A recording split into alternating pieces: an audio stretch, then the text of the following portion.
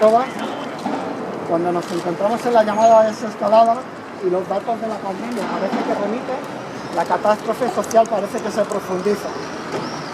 El necesario confinamiento que tuvimos que sufrir para parar los contagios no garantizaron la protección de los servicios esenciales y además hubo servicios esenciales que tuvieron que ir a trabajar.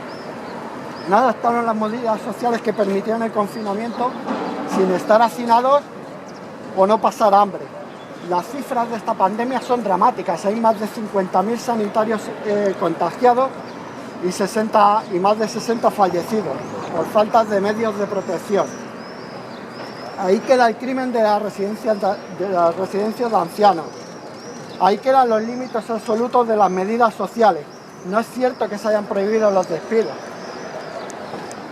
Hay miles de trabajadores en estos momentos sin cobrar los ERTE. Hemos visto cómo las colas del hambre crecen por los barrios más humildes.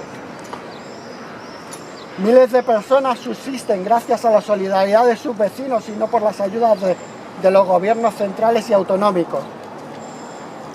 Los planes sociales que aplican estos gobiernos son para rescatar a las empresas del IBEX 35 y a las grandes multinacionales. Con las medidas de los ERTE, lo único que hicieron fue ahorrarle a estas empresas que ganan miles de millones de euros, ahorrarle los salarios de los trabajadores y sus seguros sociales, y mientras los trabajadores perdieron un 30% de su salario. La mayoría de estos trabajadores eran trabajadores con contratos parciales, con lo cual la precariedad de sus salarios es mucho más profunda.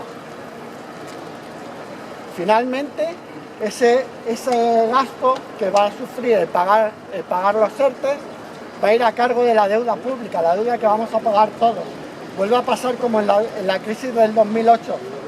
Volvemos a rescatar bancos, volvemos a rescatar grandes empresas, rescatamos al IBEX 35 y la deuda la tenemos que pagar a los trabajadores y las trabajadoras y el pueblo.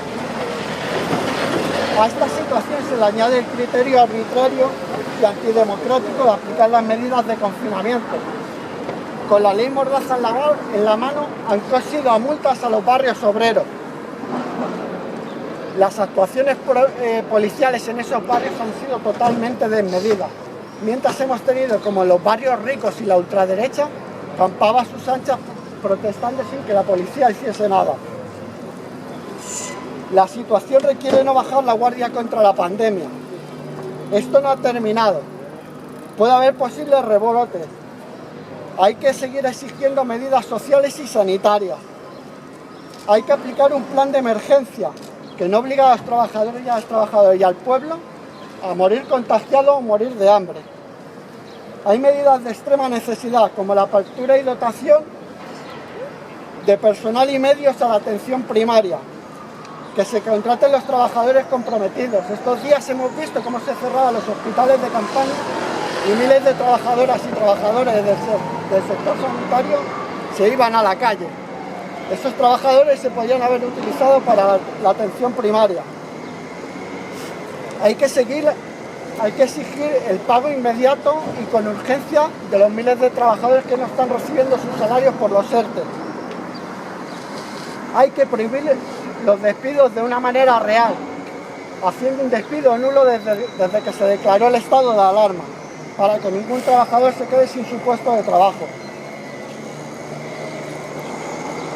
Hay que establecer comedores populares o el ingreso directo de ayudas económicas para que ninguna familia pase hambre.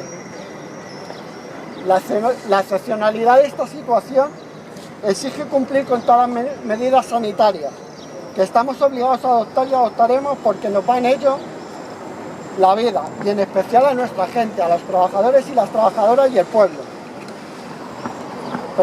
Pero la cautela, la prudencia y la seguridad no tiene que significar resignación, tragar con lo que digan los gobiernos, aceptar la ley Mordaza, mientras las medidas sanitarias o el pago de los ERTE llega tarde y mal, y el hambre se abre camino.